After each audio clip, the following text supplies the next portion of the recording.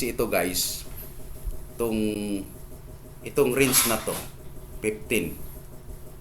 Itong 15 na, tingnan nyo sa D1.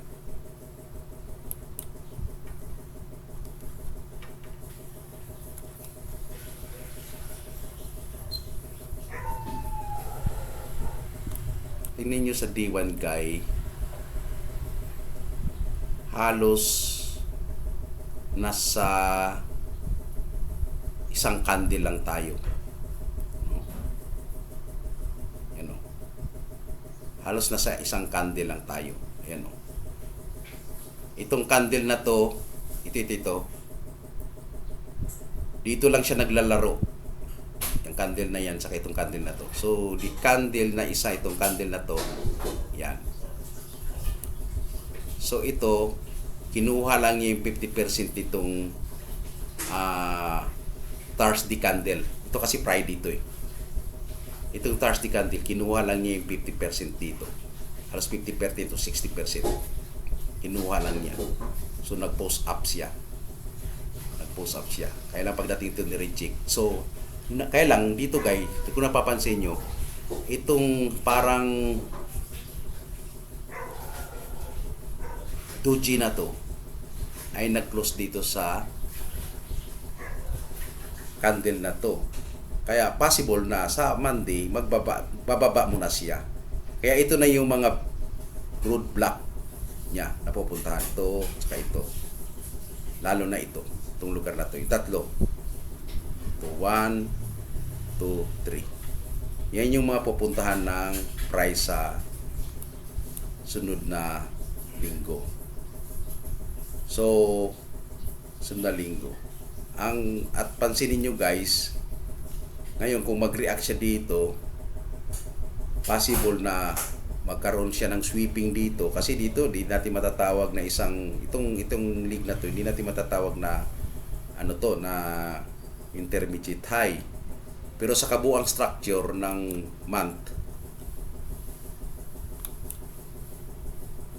tingnan nyo, intermediate high na yan kasi ito yung high, natin, higher high, tapos ito na yung higher low natin. So ibig sabihin, ito yung tinatawag na intermediate high kasi ito yung pinaka. Tapos meron siyang left swing, right swing. Yan. So yun lang guys, at Monday, yung mga zone na sinasabi natin, bantayan natin yun. 15 tayo ulit.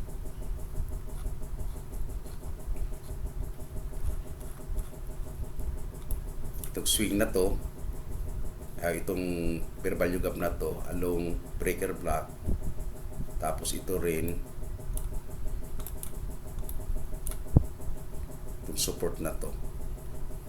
Ito, fair value gap, tsaka itong support na to. Then pag nabasag itong support na to, diretso na naman to sa isang, ito kasi order block na to.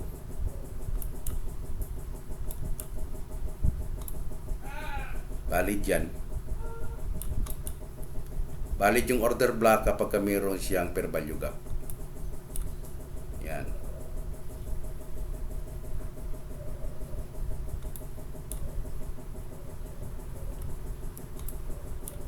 So far, yan lang muna guys.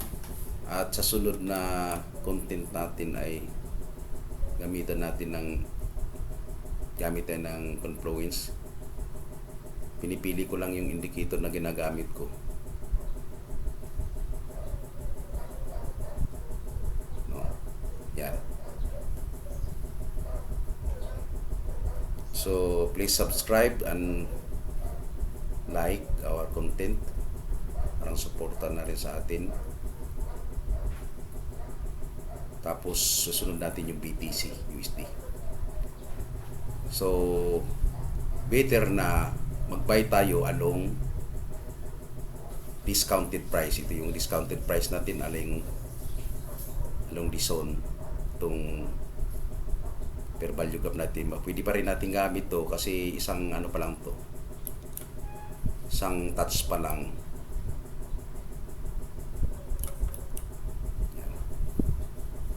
Isang touch pa lang yan guys. So, yan ang yung magiging structure natin sa M15. Yan. So, pag ginamitan natin yan ng mula dito,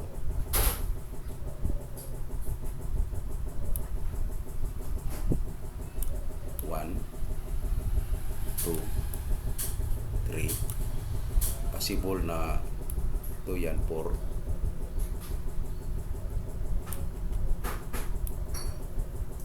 5. Possible na ganyan, pwede rin ganyan. Kaya lang ito mga roadblock na to.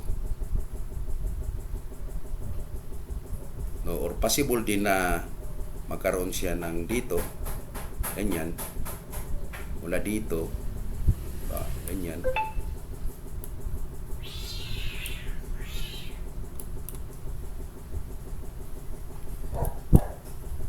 Possible din na dito, ganyan. Tapos babalik siya ulit dito. Tapos punta na naman siya dito. Tapos i-release niya to dito. Tapos babagsak siya dito. Posibleng ganyan siya mangyari. So, burahin natin to. Posibleng ganyan. Babalik siya dito or bagsak siya dito. Tapos i-release niya ulit itong sunat to. Saka babagsak siyang ganyan. Kaya kailangan bawat takbo ng price, titingnan natin yung mga pupuntahan. Alam natin kung saan siya gagaling. Dito siya galing. Dito siya galing. Sabi natin strong yan. Line chart. Tingnan natin. Strong. Pwede siyang strong. Tapos ito strong din to. Strong din yan. Kaya lang bawat bagsak kasi ng price nagkakaroon ng mga liquidity kahit na sabihin natin strong, di-liquidate muna tapos bago angat. Ganyan naman yan.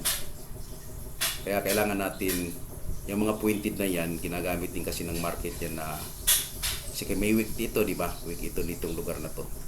Pagkain natin yan sa handle week yan. Kaya kung babasyan niya to 1, 2, 3 touch, ito rin 1, 2, 3 touch din dito.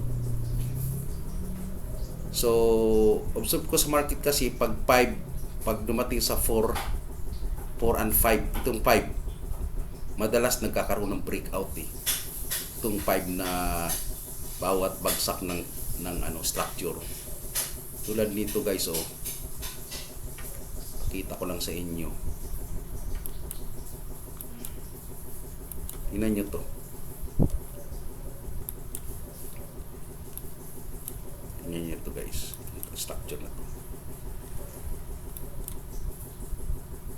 1, 2, 3, 1, 2. Ay, hindi yan. Wala yan.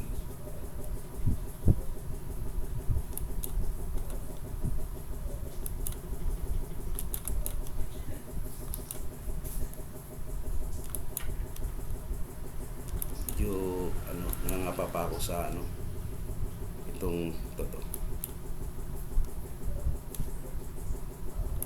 1,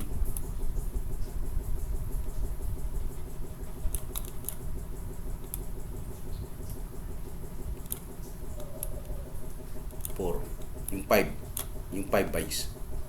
Pagkadating sa 5 nagkakaroon talaga siya ng breakout. Tingnan mo to, dumating siyang breakout, nag-break siya. Tingnan nyo, pansin nyo, mula dito 1, kasi mula dito ito 0 kasi ito 0 yan 1, 2, tapos ito yung 3 natin,